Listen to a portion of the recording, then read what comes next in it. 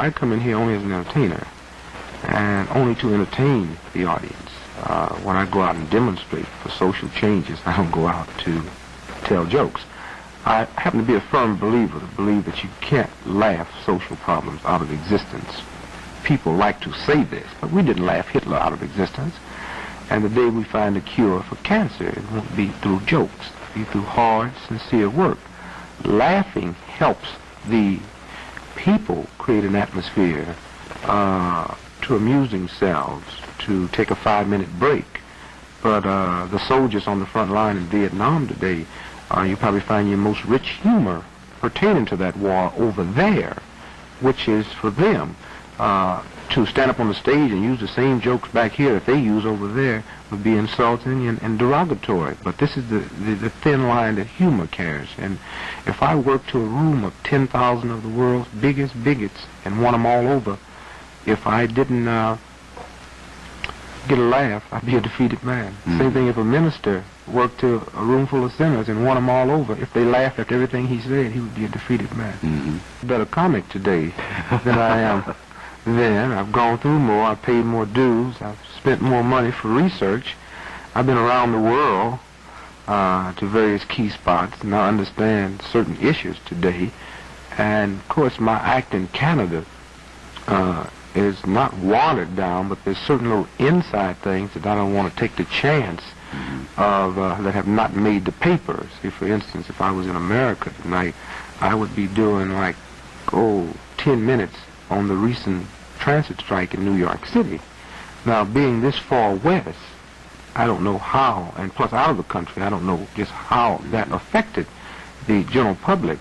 If I was in California, I would do less material on the transit strike. Now, what could go worldwide was the blackout in New York City. You know beyond a shadow of a doubt this was worldwide because it caused a security problem, and it's a potential threat to everybody on the face of the earth, a potential, inconvenience. Whereas a transit strike, half the people in the world don't have transit, so this wouldn't affect them anyway, So it varies. Plus, I am a better comic today than I was then. Yes, I was shot in the leg. What do you think can come out of that? Anything? Did it make any point anywhere? I don't think it did. I think the point that it did made, the politicians covered it up. And I don't think anyone could have actually slept Watts and realized the explosive situation, realized that this was a normal reaction to people who's been oppressed over a long period of time, that what happened in Watts didn't make the people criminal. The conditions that produced a Watts is criminal. I think it's no big secret that if this social problem existed any place on the face of the earth today, we Americans could solve it. We have the know-how, we have the honesty when we want it, we have the power, we have the finance. The fact that we played around with it, to me, reminds me of the same path the Romans took before she fell. She was too strong to be destroyed from without and crumbled from within with little social problems at a time when the statesmen had been completely pushed to one side in Rome, and the master politicians had come to the front.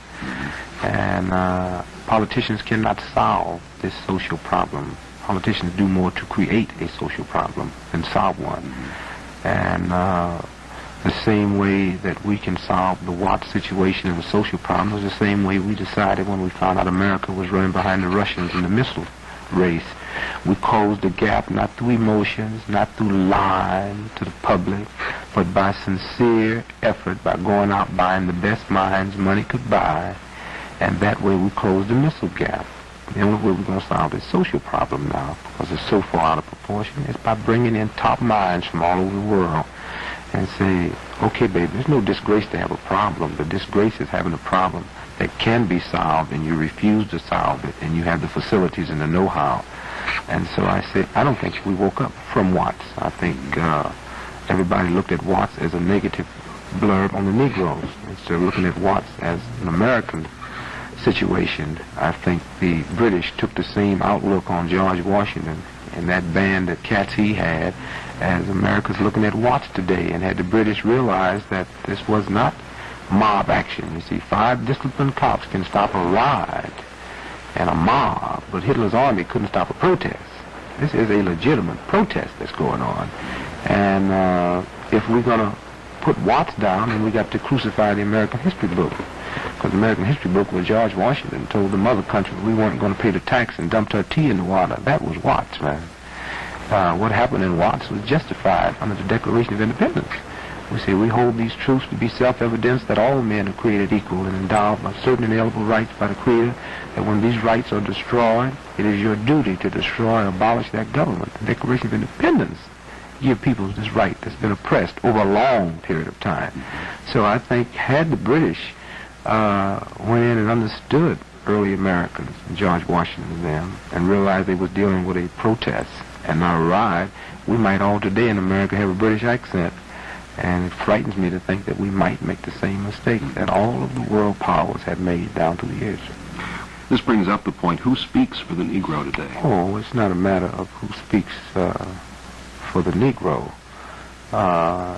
It's not a matter of going in to stop anything. I would be out of my mind to go in. If you want to stop something, you go to Washington, D.C. and talk to white folks. That's the way you stop it. See, I have 5 kids. When my baby starts crying, if anybody have any kids, when the baby starts crying, if you run to the crib and yell, shut up, the baby's going to cry louder. Oh, I got enough sense just in my own house to know you don't run into something after it starts to say shut up. I went in mainly and to review the situation, to study the pattern of it, and to ask the Negro, what do you want? And not to tell him that this is not the way to get it. I couldn't tell a man. I am non-violent myself. I don't believe in killing nothing, either fish or animal. So I say again, you go to Washington, D.C. and to the white folks in the power structure and tell them to shut up. Anytime Negroes break through in anything, Negro leaders is not given credit for it. America's given credit for it. When we had the March on Washington, and it was everything white folks expected out of a good march, America was the one that got credit for this.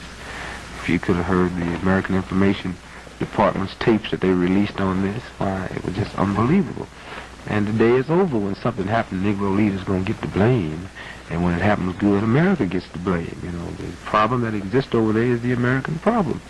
And if you stop for 1 minute and ask yourself, who's the white leader in America? They have none. Who's the Jewish leader? Who's the Irish leader? Who's the Italian leader? Then why in the world are we the only group in a big country, the strongest country in the world, that got leaders? And if leaders was any good for you, we wouldn't have none either. And who gave them to us? The white press. So the true Negro leaders in America are unheard of by the masses, which is people like Lawrence Landry, Jesse Graves, Stanley Branch. These are the people on the local level that all of the national figures have to go in and deal with to have effective demonstrations. You know. The Negroes love Roy Wilkins, and Martin Luther King, Jim Foreman, because they have always had the eloquence to go downtown and ask the white folks for our demands. But they kept coming back empty-handed. I loved my mama, and if my mama didn't bring me nothing on Christmas, she could justify the first one. But don't let me sit through every Christmas and you not bringing me nothing, and when you do bring me something that's short of what everybody else is getting, I turn against my own mama. But as long a Negro who's not close to me, but from a national level, and this is what happened. And this is where the white power structure had made a tremendous mistake, is by putting the Negro leaders out on a limb, where the things that they bring back to the community is far short of what the community wants, after the community had listened to them for a long period of time. And it's going to be more problems of this. You see, we have Negroes now flying jets for United Airlines, Negro stewardess, Hertz and Avis rental cars. You see Negroes in the ticket counter, in the airlines, Thurgood Marshall is Solicitor General, Ralph Bunches in the UN. But the type of Negroes that this impressed wouldn't throw a brick anyway. If they didn't have them, they ain't gonna throw no brick. The brick-throwing ghetto brother, man, he ain't never heard of Thurgood Marshall. Don't know United Airlines exists till they have a wreck. And Hertz and Avis don't mean nothing to him. He never wanted a white woman. He don't want no tremendous education. He's been without it for so long, he's learned how to survive. All he's trying to do is outlive that rat in the bedroom, and there's no poverty program to teach him how to do that. That's what's going to bring America down to her knees. That's the guy we got to go in. We can't trick him. When you go into Watts and you ask him, you say, what do y'all want? And he say, nothing. Well, nothing, not in a dictionary, but nothing in a revolution mean everything. You go to the Negro leaders, they give you a list of stuff. We want equal jobs, equal housing, equal schools, and a lot of things we forgot to mention. But that little guy in the ghetto, when he say nothing, he mean everything. He didn't bring you no list. You know what he wants, give it to him. Only way we're going to solve the problem. And by blaming these things on Negro leaders, which America did, it's not going to solve the problem. If it weren't for demonstrations, the country would have gone up in smoke a long time ago. It's a simple pattern that the cities where we've had mass demonstrations in have been the cities that haven't blew up. And I don't know why, white folks all over the world can do research, but for some reason they haven't done the research to really find out the angles to solve many of the problems. And if they knew this, they'd finance demonstrations. They'd get some of their Uncle Tom Negroes and get them a line going and get out. There's something about demonstration that gives the brick thrower a ray of hope.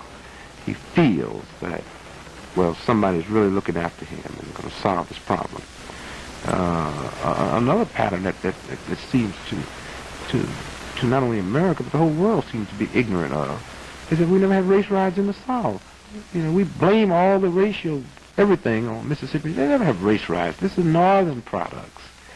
And Wattses have never occurred in the South.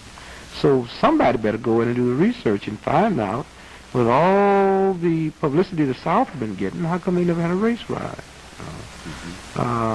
Because they're honest. Because they don't hide it. And they air it out.